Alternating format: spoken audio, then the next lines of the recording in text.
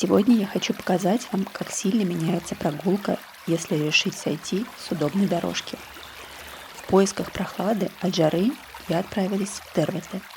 Вместо того, чтобы просто смотреть на реку сверху, я решила пройти прямо по ней. Пойдем со мной. Обещаю, это будет очень необычный день.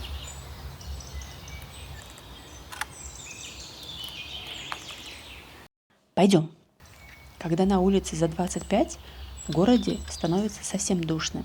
Сидеть дома под вентилятором не хочется, поэтому я спасаюсь в лесу. Под густой кроной всегда прохладно и дышится совсем иначе. Сегодня мы в Тервете, у Глиняного обрыва. Это место любит за тишину и красивый густой лес.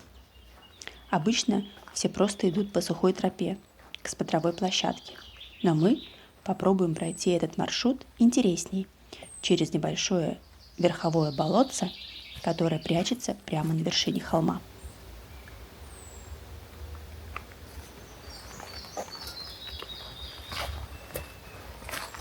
Чтобы выйти к деревянному настилу, нужно сначала пробраться по узкой тропинке сквозь высокую траву. И вот, теперь перед нами болото, которое сформировалось прямо на вершине холма. Настил бережет эту хрупкую экосистему и позволяет рассмотреть ее обитателей совсем близко. И наша первая остановка у настоящего мастера маскировки, который застыл прямо у воды. Посмотрите, как ярко-салатовая полоса на спине идеально растворяет ее в осоке. Глаза расположены на самом верху головы. Лягушке даже не нужно вылезать из воды. Она работает как маленькая подводная лодка. Выставляет на поверхность только самое необходимое и контролирует все вокруг. В отличие от других сородичей, зеленая лягушка – преданная фанатка своего болотца. Один прыжок, и она уже на дне. Но не верьте ее безобидному виду, она настоящий хищник. В следующий раз на природе присмотритесь к воде. Возможно, из ряски на вас тоже смотрит пара золотых глаз. Чтобы рассмотреть этот цветок, приходится встать на колени. Это сабельник болотный.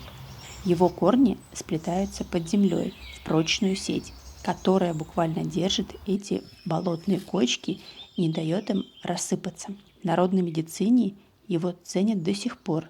Но меня зацепил другой факт. Раньше из его корней добывали стойкую красную краску. Глядя на него, даже захотелось провести эксперимент и попробовать однажды окрасить ткань таким старым природным способом. Оставив болотце позади, мы держим путь к реке. Вдоль дороги цветут кусты лесной ежевики, моей любимой лесной ягоды. Пока это только цветы, но скоро здесь появятся сочные ягоды с приятной кислинкой. В них таится настоящий заряд лесных витаминов, а сушеная листва превращается в ароматный чай. Финишная прямая. Смотровая площадка. По идее, отсюда должен открываться вид на петлю реки Тервете. Но летом деревья настолько распушили свои кроны, что воду можно разглядеть только если очень хорошо присмотреться. Впрочем, в этом тоже есть своя прелесть. Зеленое полотно листвы вместо открытого вида – отличный повод сделать паузу. Несколько глотков прохладной воды и пение птиц.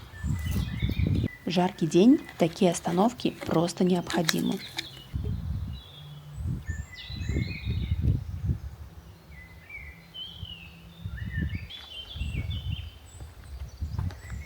Ну а теперь спускаемся с холма прямо к реке.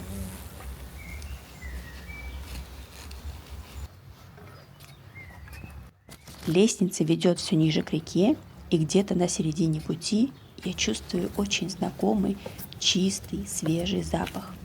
Это можжевельник. Для меня его смолистый хвойный аромат – лучшее средство от усталости.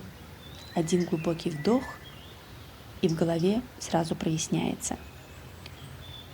Природа словно тихонько возвращает силы.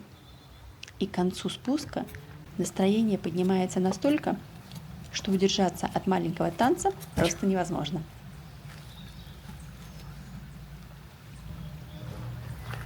Чтобы добраться до глиняного обрыва, с основной тропы придется свернуть. Пробираемся сквозь кусты по едва заметной тропинке и выходим на большой камень у самой воды. Шаг с камня, и мы уже в реке. Идти по руслу реки – наш давний любимый прием. И я рада, что вы разделяете эту страсть. Нам часто кажется, что река – это преграда. Но стоит изменить оптику, и понимаешь, вода – это тоже дорога. Она может привести нас к местам, которые с суши просто не увидите.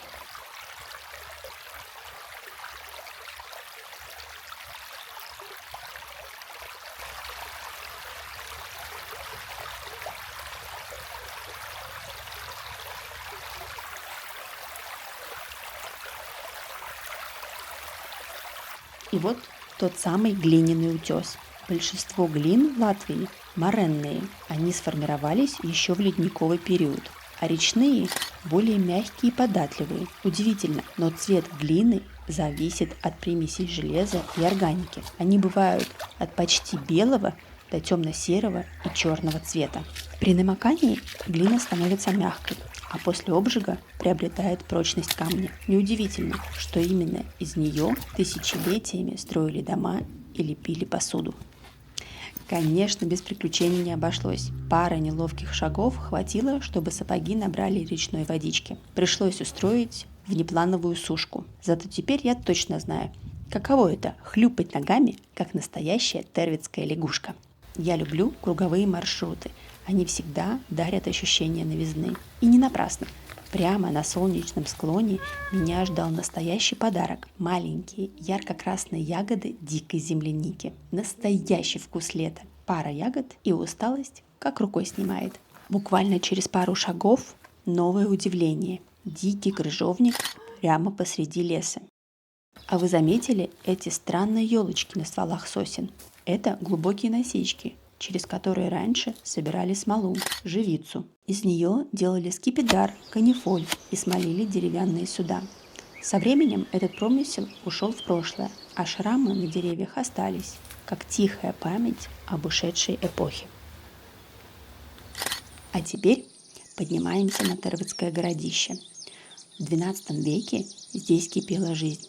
Это была столица древних земгалов и мощный центр власти. Сегодня от древних деревянных крепостей остался только сам холм и потрясающий вид на леса вокруг. Но когда стоишь здесь, все равно легко представить, какая сила и история за этим кроется. Сбросить обувь и пройтись босиком по мягкой траве – простая, но мощная практика заземления. В лесных купаниях шинриньоку – это способ мгновенно переключить мозг с бесконечного потока мыслей на осязание момента здесь и сейчас. Еще один вид в копилку Baltic Photo Stories. Ссылка на мою карту всех уникальных мест Балтии оставлю в описании. За каждым интересным кадром стоит выдержка. Чтобы снять классный фрагмент с дикой природой, за осаде приходится проводить немало времени. И вот результат. Для зрителя это буквально 10 секунд на экране, а для меня редкий и очень красивый кадр плавающей лягушки. Недаром выжидала. Ну а теперь, как и обещала, начинается главный вечерний концерт. Слушаем.